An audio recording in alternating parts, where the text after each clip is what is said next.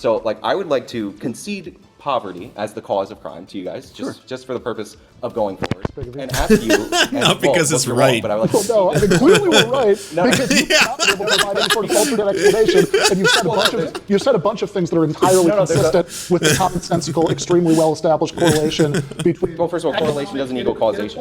But the reason... Great point. Well, the reason... You still don't know what you're talking about.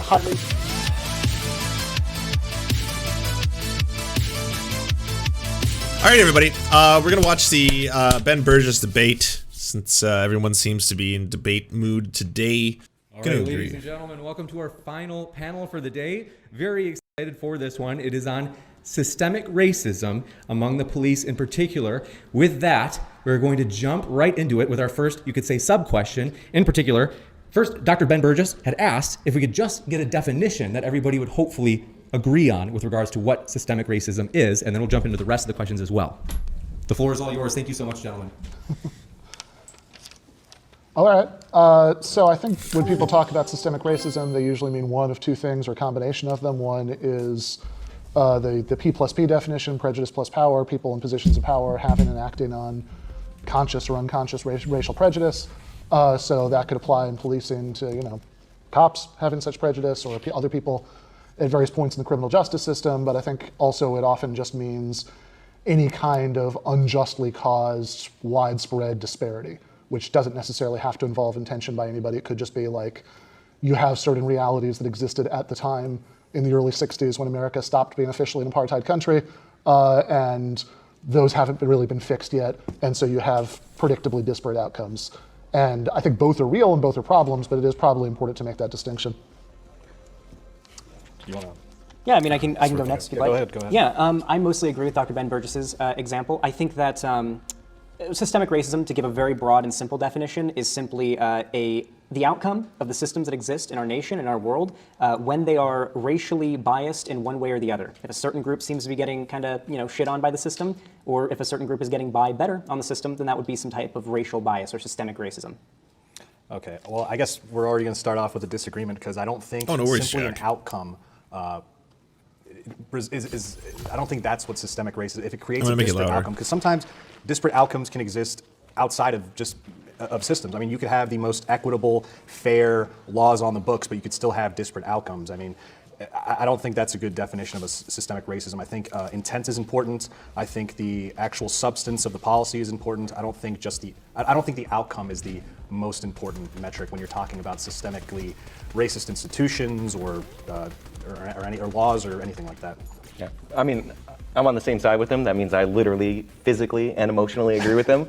And what we're experiencing when we're talking about disparate outcomes being indicative automatically of systemic racism is something very familiar to the atheist community. It's the God of the gaps argument, but with racism inserted in place of God. So there's no reason we would expect equal outcomes, because we've never seen that across any countries, any civilizations throughout history. So to say that because we're seeing unequal outcomes, which exist within races, between races, and all different between genders of the same race. I already want to jump in that therefore, room. that is the product of or blamed on without any additional evidence. Historical racism doesn't make any sense to me. I mean, notice that I did say, I assume there's going to be something that Ben Burgis goes with this, but like we can look towards other countries, such as Nordic countries, like Norway, Finland, to see exactly what are the outcomes across the board when you adjust for population control size, and then of course adjust for race as well in characterization, as well as like what are the outcomes in terms of like, is there an effect between, and is there correlation between the historic and systemic injustices towards Black Americans and how they are represented in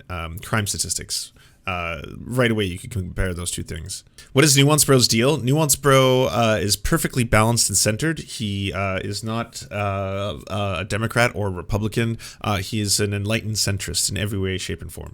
At least in mine, unjustly caused, right? But I'm also curious, when you say that we don't have, we never see equal outcomes. I mean, you do, right? I mean, like, in other words, like, as far as I know, maybe you know something I don't, but there's no, like, widespread, predictable, massive difference in outcomes between like brown-eyed people and blue-eyed people. Oh, good. I mean, as the only independent variable, not as far as I know. Okay, so I mean that does seem to be an important difference, with the racial case, and something that seems like makes a little bit less God in the gaps and a little bit more like inference to the best explanation. Sorry, man. I'm actually not familiar with the brown-eyed, blue-eyed data, so I can't. I don't know if that's true. Really? Okay, you're not willing to take. No, I don't know if it's true or not. It might not be true. I have no idea. Okay.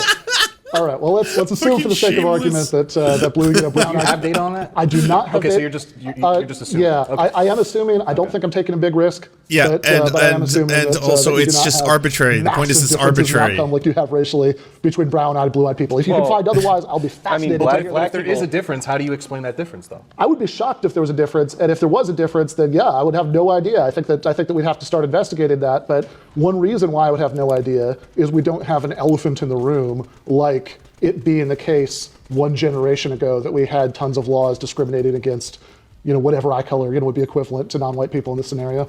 Sure. Yeah. I mean, I'd like to see the data on that. I don't think it's a fair assumption. You don't think that's a fair assumption? No, I think there might actually. No, because I think we see Are you trolling? disparities Are you actually in serious nature. right now? We see it with trees. We see it with everything. So I don't think it's a fair We see assumption. disparities I with don't think trees? Oh, individual good. Wow, this attribute is say, well, already fire. It just started. For example, you could do height, for example, and we see Good disparities when it argument, comes to though. height and success and things like that. We see it with attractiveness. We see it with all kinds of things. I don't think it's. I don't think it's strictly. I don't think it's fair to assume. Also, black people would disproportionately have brown eyes, and white people would There you go. disproportionately have blue eyes. Okay, so obviously I didn't know this, but Nuance Bro is a eye color realist, and he's probably going to be coming from a position of eye color realism. And obviously, we've got a lot of experience in dealing with people like this, so we'll know exactly what arguments to make to combat that. So those disparities might actually be there. All right. If you guys really don't believe that we can confidently make that prediction, then fair enough, Xander. Yeah, you mentioned before that, obviously a difference in outcome doesn't necessarily mean a bad thing. Obviously, in any society on Earth, there will be difference in outcomes. People are going to have more money than other people. Some people will be stronger, taller, smarter, faster, anything like that, right? The problem with systemic racism is that we seem to have a lot of data that suggests a disproportionate amount of a disproportionate amount of bullshit that it seems the black community in this country has to go through, that the white community goes through at a much smaller rate. But I don't even think that matters. I don't think intent needs to be there, and I don't think the fact that it's disproportionately harming one group alone is the reason why we ought to fight this. A rising tide raises all ships, and in the same way, the things that harm the black community, the systems that harm the black community also harm white people. When white neighborhoods are over-policed, I'm actually going to go through this. I'm going to say, bravo, Xanderhal. That is a very eloquent and well-put way of introducing it. However, the first caveat I put there is the rising tide does not lift all ships in the same way. It's a very important difference, right? For example, if you were to implement a system of Medicare for all, it is going to help a lot of people, specifically people who are poorer. So in that case, you might say, well, I don't want to do this because my argument is that we're going to raise all ships, but it's not going to raise the ships that I'm looking for. You have to understand that, yes, policies will, even if they're universally adopted, influence and impact different groups in different ways. For some reason, I was under the impression you didn't like Xanderhal. Me and Xanderhal have had conflict, and I think a lot of it stemmed from I really didn't like his debate with Lauren Southern, just because I thought it was more of a platforming of Lauren Southern and her book than it was a debate. But that notwithstanding, he despised mine as well, so that was the back and forth that went there. But I'm not watching this. I'm not hate watching this to hate watch on Xanderhal. Like, ideally, I would like Xanderhal and Ben to do better against Nuance Bro and Actual Justice Warrior, of course. Poor neighborhoods are over-policed. Some white people get over-policed. It's, it can hurt anybody. These are things that we need to broaden out. If you're looking for my specific criticisms of Xanderhal, it would come at this. I think Xanderhal has done a lot of things in his past, in as being like a leftist broadcaster, that I find very either yikesy, such as looking up was it Blair White's dead name on stream, not publicly displaying it, but just doing that kind of action, stuff like that, which you can attribute a lot of it to being a famous I can't imagine what I would be like as a streamer when I was 19, for example, or 20. I can't remember how old he is. So doing things like that because he's very, very young. But like anyone else, I'm not in the camp of someone should now forever be never given a second chance or never given an opportunity to apologize or grow from any of that kind of stuff. Obviously, everyone fucks up, including myself. That's just by virtue of streaming for more than a minute a day. You're going to do shit that you're going to do or say shit that you regret or will come later on to realize, oh yeah, that was a bad take. On a on a level beyond just the politicized sort of like, is it racially motivated? Is it systemic racism or not? We can see that there's a disparity. We can see that the systems put into our place are not really working to cut down on crime or improve black people's position in this country. I think that's what we got to focus on. What do you mean by over-policing? Well, I mean, you can go to anything like the idea of broken windows policing, where you police neighborhoods that have a lot of property damage, poor neighborhoods that can't really afford to keep the things looking nice and ship shape. You can talk about stop and frisk. You can talk about the militarization of our police. These things just don't seem to result in a drop in crime. So if you don't do something like stop and frisk, but you have a higher proportion of police in an area where there might be more homicides, violent crime, and things like that, is that still considered over-policing? It depends on the context. I don't know exactly if you're referring to, like, do you want to give an example? I mean, just pick most. Like policing a neighborhood that has more crime? Yeah. Just generally having more cops there? Not principally. Not necessarily. So what's an example of a place you would say that has an over-policing problem? I think the perfect example, and what I hoped you would bring up, would be like New York, right? Back when New York was doing the broken windows policing. Like that's like a pretty good example. Right, and how would that be an example of over-policing? Yeah, it just didn't seem like it was working, right? I mean, we did see a drop in crime, but that correlated with a massive drop in crime across the entire nation and the world in the 90s. Other than that, it seems like, and maybe you've got some data or something to suggest that it does work. It doesn't seem like over-policing these neighborhoods, broken windows, stop and frisk, anything like that actually worked. In fact, it seems to be overwhelmingly agreed upon that it didn't work. Wait, are you saying that stop and frisk? Well, what happened is that there's in general a drop in crime nationwide right around after the crime bill, although some places like New York saw a drop in crime a few years before. This is very famously outlined in the Freakonomics book and movie, where they talk about how New York had abortion legalized before, and they posit that might be the contributing factor. So it's not all nationwide. That's been debunked for the correlation equals causation allows us to think that maybe not a lot of the stuff that we did worked because the drop did happen nationwide, but New York City, up until very recently, was considered one of the safest big cities in the country. And you stop and frisk as an example of over-policing, and I'm not sure what you're basing that on, so I'm just curious. Stop and frisk is not, it just doesn't seem like one of the reasons that the country or New York City has gotten safer. I did a lot of research leading up to this, and everything that I read about stop and frisk, everything that I read about the over-policing in New York City seemed to suggest that nothing to do with what aspect of stop and frisk was over-policing? You keep saying everything that I've read about. So stop and frisk basically means that if you suspect somebody might be committing a crime. I know what stop and frisk means, but like what part did they go overboard? It seems like stopping people disproportionately stopping people who are black isn't really a good way to engage as your law enforcement industry or law enforcement system in your country. It doesn't really seem like stopping people because they're brown or a little bit too, shady looking. Doesn't really seem like. So you're saying that they were stopping people based on their race or ethnicity? It seems that way, yeah. I mean, if we want to look at other examples, because the way that stop and frisk was conceived was that if there was first of all, you send the police out to areas with high levels of crime. Stop and frisk specifically was about shootings. And if you get something described like a suspect or whatever, you see somebody that matches the description, you would stop, question. It was stop, question, and frisk initially, and then frisk the person based on that questioning, right? And under Michael Bloomberg, the program got expanded. So you went from a cap of around 90,000 stops, I believe in Giuliani's last year, to somewhere around 800,000 stops. And now you're seem to say that like the reason they were stopping these people was because they were black or brown? The data seems to suggest that. If you want, we can also look at some other studies. How does the data suggest that? I mean, we can look at other studies and correlate that as well. I mean, I know that you probably disagree with them, but a lot of the academic institutions that have collected data on this specific phenomenon having to do with stop and frisk in New York City have all come to the conclusion that not only did it not contribute substantially to a drop in crime, a drop in violent crime or possession of illegal weapons, guns or firearms in New York City. On top of that, it seems like if we compare that to other studies that have been done in other areas, such as DC, or I believe there was a study that was done that was like a conglomeration of like 100 million different traffic stops that all came to the conclusion that police seem to have a lower bar for pulling over and searching the cars of black drivers. Not only that, but police seem to overwhelmingly pull over drivers that are black less when it gets dark out and you can't really tell what race they are. And it seems like if we look at all this data and all these studies overwhelmingly, like, maybe there's a little bit of bias in our police force, and there could be reasons for that. And we can talk about those reasons, but overall, I think it doesn't really matter. I think at the end of the day, these systems are hurting everybody. White, black people, Hispanic people, Asian Americans, everybody is getting hurt by these policies. They're hurting anybody who is poor. I did also just want to say on the question of whether stop and frisk disproportionately was applied to minorities. If it wasn't, that would have really disappointed the guy who oversaw that big expansion you're talking about, Michael Bloomberg, who in leaked audio, right, said 95% of your murders and murder victims fit one MO. You can just take the description, Xerox it, and pass it all out to the cops, Bloomberg said. They're male minorities, 16 to 25. That's true in New York. That's true in virtually every city. Some of the unintended consequences, people say, oh my God, you're arresting kids for marijuana, they're all minorities. Yes, that's true. Why? Because we put cops in minority neighborhoods. And he talks about... you got to finish the quote. Why? Because that's where all the crime is. And the way we get the guns out of kids' hands, throw them up against the wall and frisk them. Classic AJW. It seems to me that in the quote, he's saying that he thinks that the description, the one you can Xerox and hand out to all the cops, is male minority 16 to 25. So The mayor, at least, on top of this system, thinks and expects and hopes that it's going to specifically target people for being male minority group members between 16 and 25. The data that Xander mentions, seems to show that disproportionately this is who's stopped and frisked. Wait, so disproportionately to what? The population or the amount that they're committing the crime?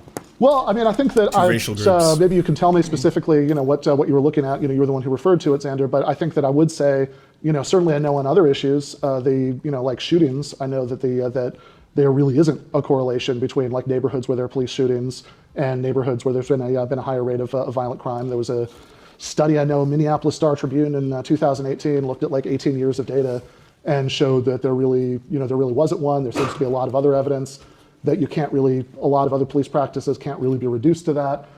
For example, members of minority groups are more likely to have their cars searched for drugs, even though white drivers are more likely to have, who are searched are more likely to have. I was referencing a second ago. Yeah. So I'd love to talk about that. I want to stay on stop and frisk for a second. So the quote that you said from Michael Bloomberg is true. Stop and frisk is about shootings. Go into the NYPD's data. They are the biggest data-driven police department on planet Earth, and find me a year where the shooting suspects in New York were below 94%. From year to year over the last 20 years, 94% to 97% of the shooting suspects recorded by the NYPD are black or Hispanic. So what he was describing was reality when he was talking about this is the description that we constantly deal with, because that's what the program was about. And as far as disproportionate targeting... So it seems like you've switched, because earlier you were challenging the assertion that people were being stopped for... No, I said overstopped, which, considering the highest amount of black and Hispanics ever targeted by stop and frisk in a single year was 86%, and their minimum 94% of the suspects in the crimes that stop and frisk is designed to address, they're being under-targeted.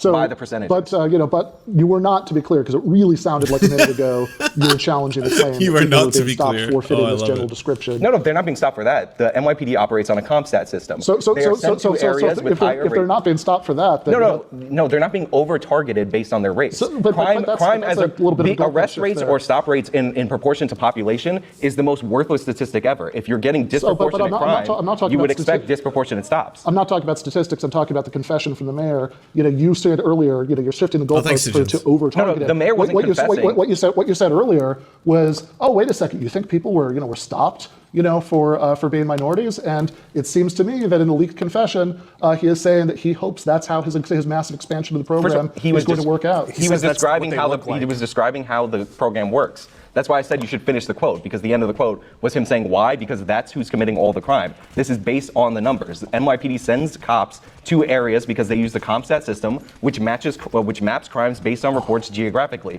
If 94% minimum... That's not at all what he's described in that quote. If 94% minimum of the shootings, when he's saying throw them against the wall and look for the guns, that stop and frisk, occur in these areas, and you're mapping crime, are committed by black or Hispanics, and you're targeting those areas based on their prevalence of shootings, you would expect 95% of your suspects you would expect this result if you're just following the crime, which they are. But that's not what he says. He doesn't say map it out based on the geography. He says take this description, male, minority, 16 to 25, Xerox it, give it to all the cops, and that's who we want to apply stop and frisk. That's describing reality after the fact. That's who's committing the shootings. So, okay, but I just want to be clear, because earlier you were pushing back against the idea that people were being stopped and frisked because of their race. Which I am pushing back against. Okay, but that is exactly what's being described in that quote. But he's not saying that he's targeting them because they're minorities. He's saying that he's targeting them. The end result is the same, though. No, he said you could. Xerox you're being incredibly pedantic to push a racist point. That's if you finish the quote, it literally ends with why, because that's where all the crime happened. Yes, but that's compatible with what I just said. Yeah. No, it's not, because they're not stopping. You're saying that the determining factor for the stop is race. On Wall Street wearing a suit, that's not who they're stopping. They're going into specific neighborhoods. So they're profiling stop and frisk, by the way. I actually agree with you that it didn't reduce the crime there. Yeah, so I don't agree, because you see, even when de Blasio came in and the numbers dropped down drastically, the crime still went down significantly. So I agree with you on that. So I'm not a fan of stop and frisk for, I don't think they disproportionately stopped, blacks and Latinos, because again, they stopped them at a lower rate than they were responsible for committing the shootings. But okay, one second, I want to check I just out think it's unconstitutional. Cheetah's information. Because I don't know if Ben Burgis is tweeting about it, or he's just basically trying to look this up to find it out. The NYPD records indicate that they were stopping blacks and Hispanics more often than they were stopping white people. In comparison, both of the population of these groups and the best estimates of the crime rates committed by each group were similar. So basically, if you are profiling and racially profiling people, and then you are intentionally stopping people who you are, selecting based on the criteria being that they are less white, right? So you're doing that, and at the end, you're getting X amount of people in terms of, like, if you stop, let's just say the broad majority of the population, you're going to get a certain amount of people who you will find things on, weapons, drugs, whatever. But if you are disproportionately stopping and frisking more people who happen to be non-white, well, at the end, the overrepresentation is going to work in, like, actual Justice Warrior's favor, where he's trying to say, well, they're being stopped specifically because they are also the ones who are committing crimes. Well, no, this is happening by design. You're over-representing these groups by stopping and searching them more. What you would have to be looking at is, in relation to their race based on the ratio of the population, are white people and black people, say, using drugs at the same rate? And if they are, then if you have a disproportionate amount, and by the way, the answer is yes, they are using them at a roughly the same rate. So if white people, black people are using the drugs at the same rate, but you are seeing more people in prison and or jail and or being arrested who happen to be part of one racial group, even if both groups are using drugs at the same time and they're being stopped and charged and given harsher sentences, then you can, extrapolate from all that there is a racial component to this, that this is, again, systemic racism would be the thing that can explain that. Yeah, I have my issues with stop and frisk on similar Yeah, grounds, but the idea it's that similar to it was 1350. racist is Well, like- again, No. I mean, the claim the mayor explicitly makes is that it's justified because of the crime rates, but he does claim that people are being stopped for fitting the description, male, minority. No, sexual. that's not he what he said you No, can that's Xerox the explicit. description. He didn't say they're being stopped because they fit this description. He says you could pass this description out because that's who fits the description. Black males or black and Hispanic males, 16 to 24 male, that's who fits the description, like almost all of the time in New York. I guess the question in this would be then why? I mean, like, we have to talk about why, right? Isn't this a problem? Yeah, crime So is a problem. why do black and Hispanic males aged 16 to 24 commit these disproportionate crimes? Why does it seem like the black community in America generally seems to commit more crime? Why does it seem like cross-culturally they commit more crime? Why do you think they commit? I'm just asking you. I'm asking you, why cross-culturally in other nations? You don't know? I mean, I don't Well, then know why what even they're ask this thinking. question? Why I'm are we? asking- no, I'm wait, asking you, why are we do you even think asking black this people in question? this country commit more crime? Where does crime come from? Why do people commit crime? Generally. It's a lot of factors. It's never just one thing. Okay, but there's mostly there's- poverty. No, it's No, it's actually not. not. It's actually You track not. crime with poverty It's actually pretty not. well. you literally If you're in a can't. bad position in your life, you can usually track that pretty well. And frankly, over-policing doesn't tend to help. I guarantee the last thing any of us right now wants to happen is for a cop to come in, point his finger at one of us, and send us to prison. That would ruin all of our lives, even if it was for 6 months. This kind of thing is obviously very prevalent in these black communities. There's a reason why there's more crime committed by these demographics. Okay, sorry, I'm It's just due to really the curious. fact that He most- said cross-culturally, and they didn't press him on that, but does he mean, like, in every other country, you're going to find a disproportionate amount, regardless of the history of the country, regardless of the racialization of the country, regardless of the demographics, you're going to find that overwhelmingly, like, black people across the globe commit more crime? Am I hearing that right? Because that, like, I haven't heard that before in terms of a claim, even from people who do either the race realism stuff or the 1350 stuff. I've never heard of it like that. I don't know. I guess I'll wait to see if they're going to follow up on that.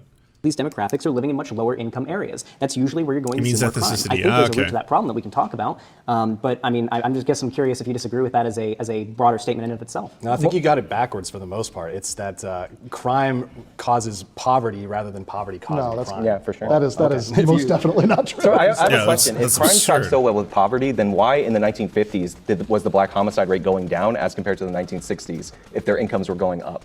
I'm not familiar with that particular statistic, but it doesn't really seem relevant to today's political space when you consider the fact that it's been about 70 years, maybe, and it seems like our current state of racial and economically, everybody was rising up in the 50s and 60s. Everybody was doing better in the 50s and 60s because at that time, well, we were following like World War II. Europe had gotten fucking destroyed by World War II. We didn't even get touched by that besides Hawaii. So our industry was able to take off in the 50s, 60s, 70s, and even into the 80s a little bit. Although that's when we But started. your whole point was poverty. with Poverty poverty causes drives. crime. Yes. And it brings up a point, and you have no Yes. counter. So wait a second, though, but reason- you can't possibly think that Also, homicide is not like the type of crime that people commit because they're poor, by the way, and it is not the most common type of crime by far. Okay, It's so a that very one's good not thing. related to poverty. Yeah. Homicide, That's not 'cause there's a they're lot of alive. different reasons why homicide can happen. This is like trying to, if you want to talk about the type of crime that demographics can commit, you need to make an argument to me that like why would black people commit more homicide? What argument do you have for that? I'm also very intrigued by this What do you claim. have? This claim that I'm curious. I'm curious. I want to know what you the think. crime, No, I'm the asking crime you. That's why I'm asking you. Okay, this is. If you're not going to answer, I don't care about answering. This is fun for everybody. I'm asking you. Yeah, I want to hear. So they have a. So I'm very curious about this claim that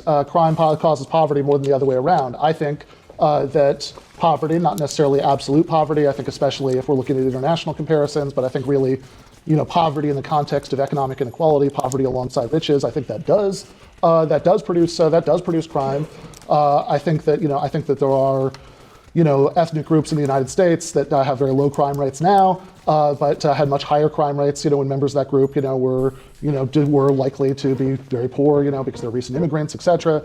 And I'm just very, very, I don't think, by the way, that you can just say, hey, here's one particular time when the lines aren't going in the right direction, so therefore we're going to throw out this generalization about one of these things tending to increase the other one over history. But I'm most curious about this claim that crime causes poverty, because it seems like, given that that Black Americans have continuously had higher poverty rates throughout American history since emancipation, it seems very odd to think that would be what was caused, that would be caused by higher crime rates, rather than thinking that the higher rate of poverty is causing the higher rate of crime. I want to clarify something I said before, by the way.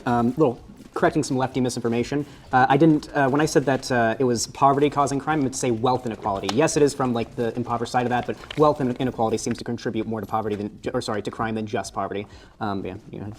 So he said crime cause, but I'm sure what he meant is that crime drives poverty, and there's a number of ways that this can happen.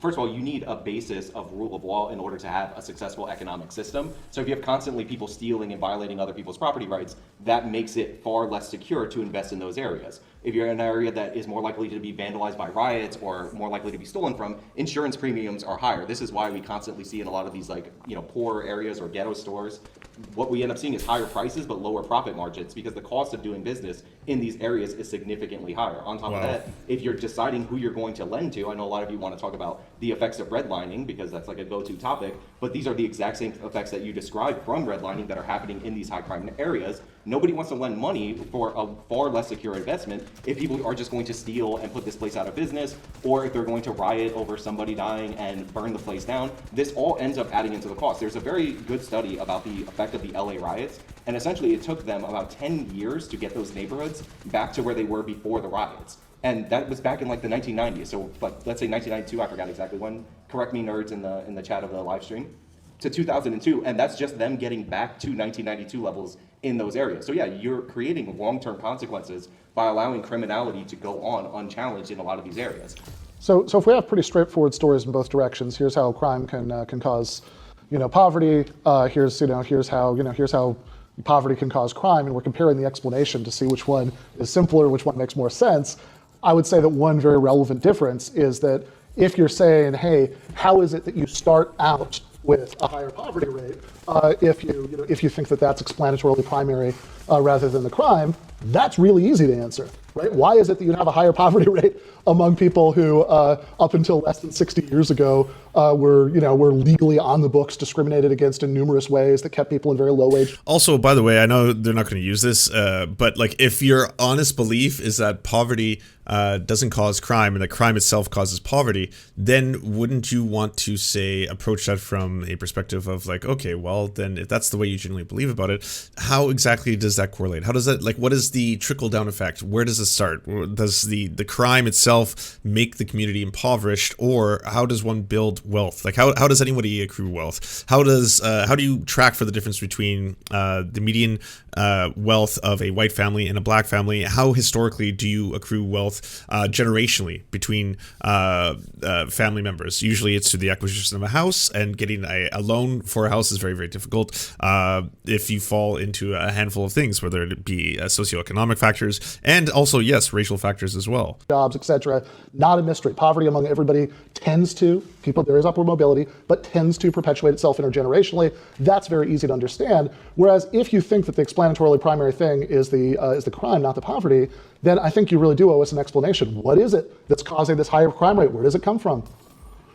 Well, there's like a number of factors. Like a lot of it is down to the breakup of the family. This is why, I mean, if you can look at all the data, all the studies on the difference between two-parent married households versus unmarried households, and the outcomes for those children. There's also another study I know you want to bring up about the about when they compare in the 99th percentile. I don't know if you want to bring that up. Oh yeah, well, I mean, I already know what the retort's going to be, but I mean, if you want to look at arrest rates, for example, when based on I believe the income of the parents, or I can't remember if it was the wealth or the income of the parents, for blacks and whites to match on that, a black person whose parents' wealth or income, I can't remember which, is in the 99th percentile, so the top 1%, it'd be the same as a white person whose parents' income or wealth is at the 36th percentile. Now you could say, well, that's because they're racist police and they arrest for no reason and things like that, but that's the economic difference you'd have to see in order to have the arrest rates be the same. Okay, so I think I heard it answer my question about where it is that this higher crime I like rate how comes snarky from, Ben is being. if not for extremely easy to understand higher poverty rates.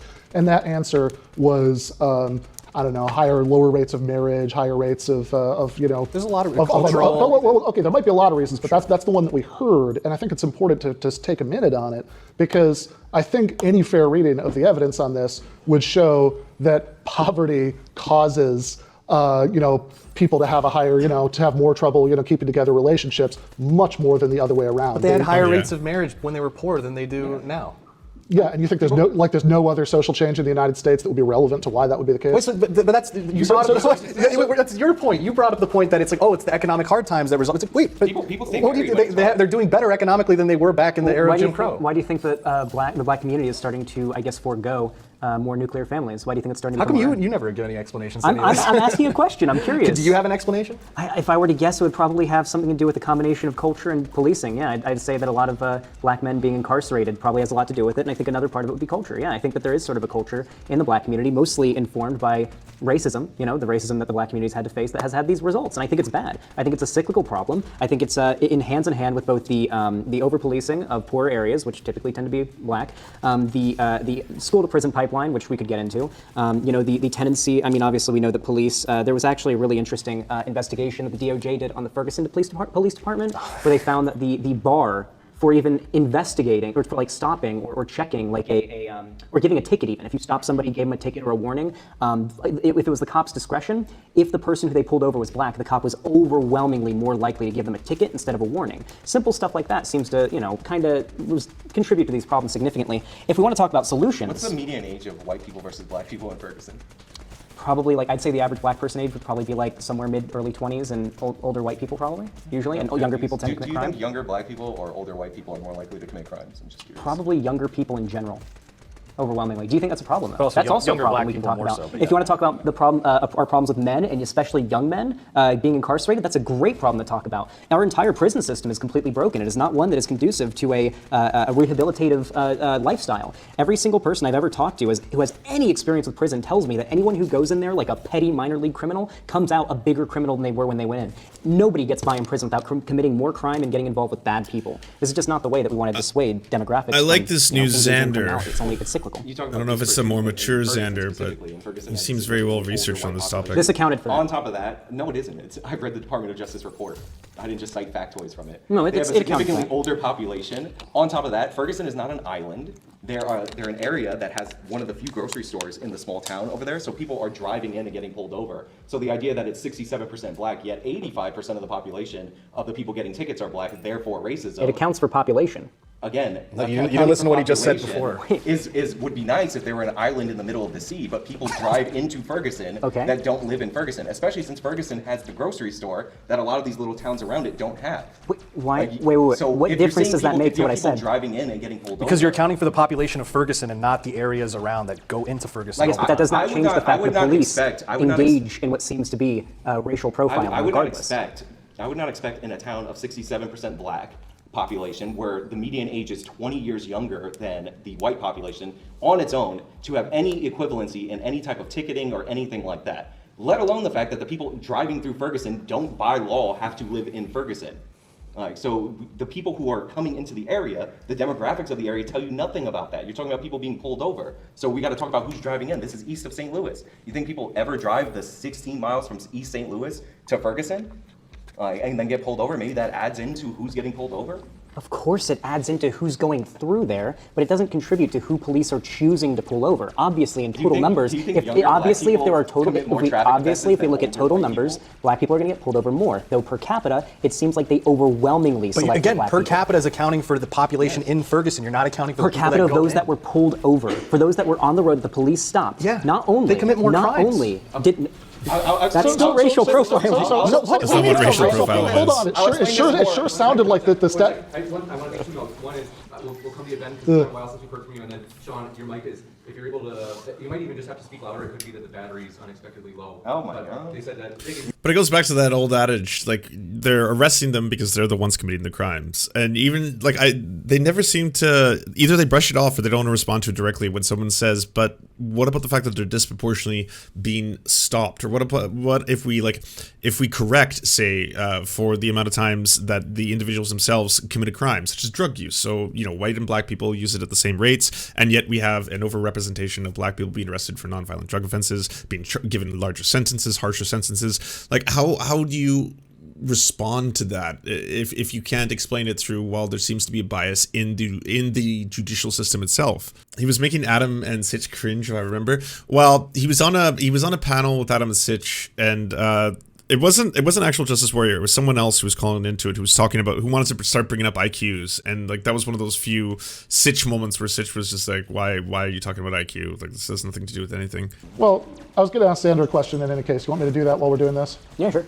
Okay, so I just wanted to be clear because I haven't seen this data that you two both have. So this, you said this is per capita of people who were pulled over. So in other words, that part of what this is saying, even if it could be the case that there's an innocent reason why more black people than white people be pulled over, you're saying that out of people who are pulled over, white people who are pulled over in Ferguson are less likely to get tickets than black people who are pulled over there. Is that correct? I'm really underselling how damning the DOJ investigation was. They found some really fucked up shit. I can't list everything right now, though I highly recommend checking it out. Just look up DOJ Ferguson Police Department investigation. It should be like first or second thing that comes up. The official page should be pretty high up on the list. And they found a lot of really interesting stuff. One of them was that obviously the bar for pulling over a black driver was significantly lower than the bar to pull over a white driver. They also found that police tend to, if it was up to their own discretion, they typically would give more tickets to black people and more warnings to white people, even when if tickets were given through the legal process, based on evidence and whatnot, looking at footage. Even though when you account for that, overwhelmingly white people got stuck with tickets more because they were actually committing the crime more and getting caught by it through our legal processes more. I want to get back to that 100 million stop study that you brought up. Well, I did want to talk. Oh, go ahead. I don't know how the audience is coming in. Yeah, so like I said, the reason I bring up the data of who's being pulled over versus population is because in 1999, there was a Department of Justice investigation into the New Jersey State Troopers, which was incited by an incident of alleged police brutality. Now, unlike the Michael Brown shooting, which was a slam dunk, 100% justified, give that officer a gold star because Michael Brown was proven to be the aggressor in that situation by all the forensic evidence, don't at me. This one was a little more questionable. So one of the ways that they designed this study, because they were worried about exactly what I'm talking about the drivers on the road not necessarily matching the demographics of the people who lived in the area, was this. So they, in two different ways, they conducted surveys at toll booths in one, and in another, they took high-resolution photos of every driver on the road to see who was being pulled over. And what they found out was that black people statistically committed more traffic violations in certain zones that they were looking at, and they were not being targeted based on their race. And in fact, the biggest predictor of whether or not you were going to get pulled over, despite the fact that the numbers were disproportionate to population, was whether you were actually committing a traffic offense. Now, after this study was set to be published, which by law under the Clinton administration, it was supposed to be published, the Bush administration's DOJ didn't want to release it because they thought it was controversial, because they were already instituting reforms against the New Jersey police because they had already been declared to be racist. Hilariously, the New Jersey State Troopers said, based on their data being confronted by the DOJ before the study was concluded, that I guess we probably were racially targeting them based on the speeding ticket data. It turned out to not be the case because you have to do studies like this where you capture who's on the road, not just who's being pulled over.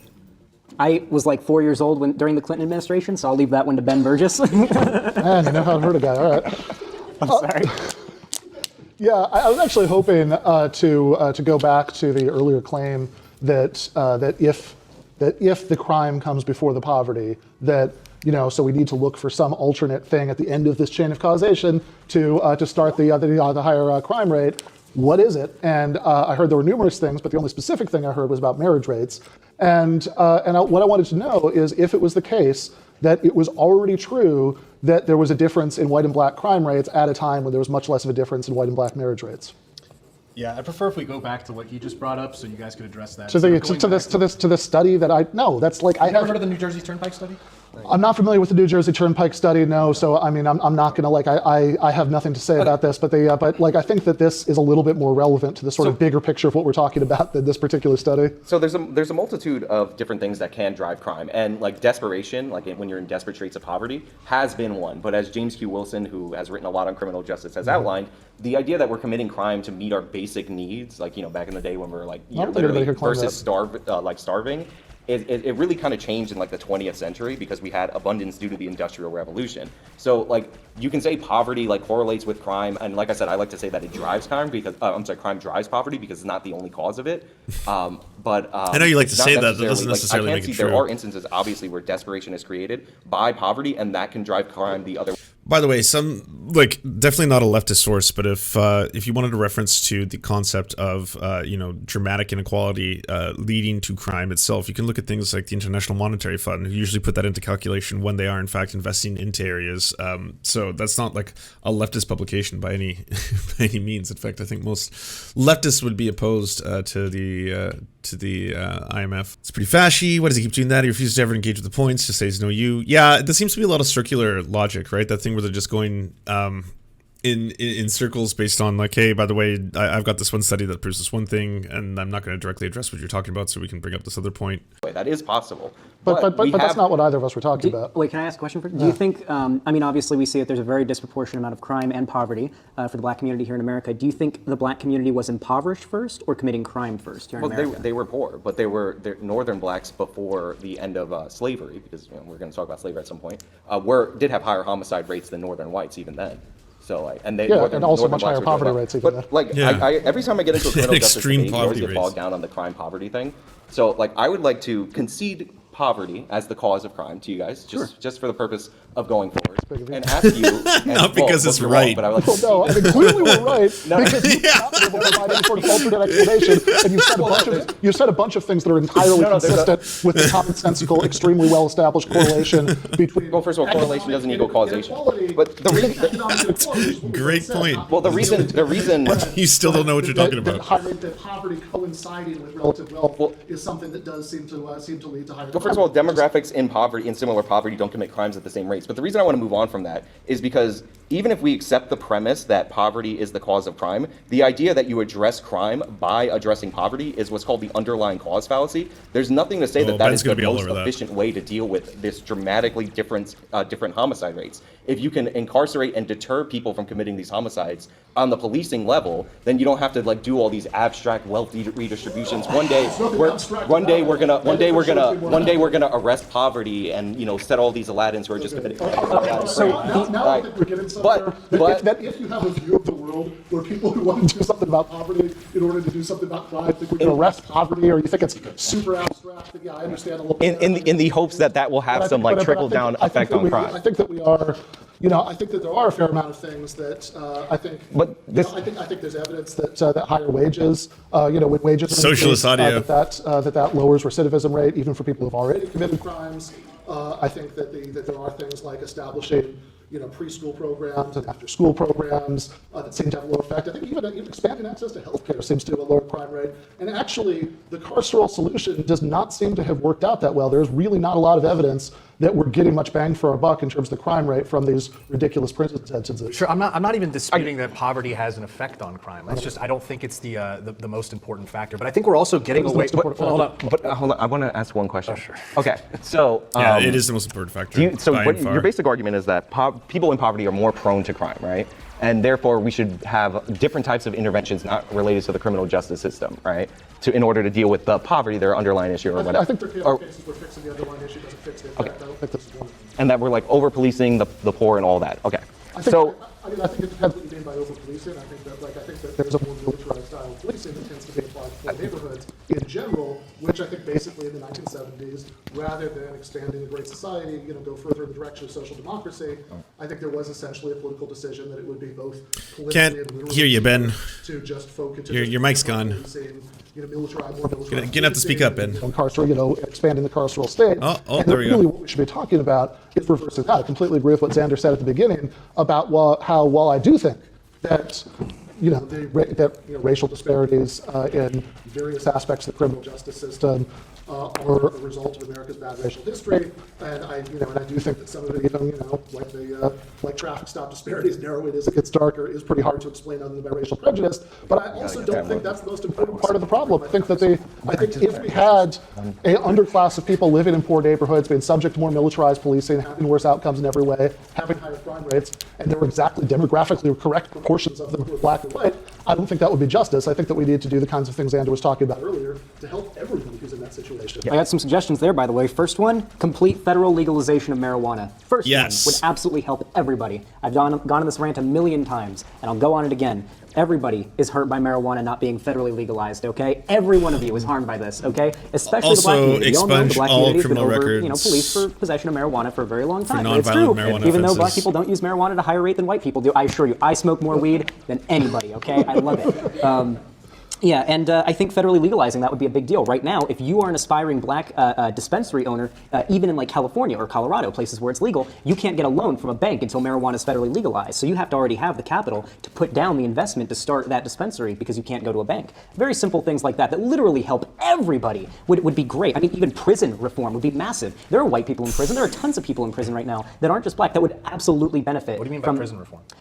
Okay, so I am super duper interested in prisons, especially lately. I've been obsessed with just watching anything prison related. I've been binge watching 60 Days In. I've been doing research on prisons. I've been listening to YouTubers who tell stories about their time in prison. And it seems like overwhelmingly our prison system is taking in, especially if we're talking low, mid, or low, medium, and like prison camps and stuff like that. Even on the you just federal want it to be level. like more We're talking, rehabilitative and we're stuff. talking, yeah, exactly. Okay. Like I don't want to go like on a general level, we are taking in Sure. like petty criminals and pumping out much. Yeah, so I got it. Make black people drug dealers again, and it's roguelike. Make prisons nicer. Got it. So to people asking, so it's a procedurally generated roguelike crawler, I guess is what you called them. Yeah. So this has been so far as horrifying as I'd imagine, but I credit to Xanderhal, who came into this very heavily researched. I'm enjoying his performance quite a bit, and I think Ben is crushing it for the opportunities that he gets to speak, because he's not letting them steamroll him on this. We'll finish it. We'll finish it tomorrow after all the other stuff that I've got piling up.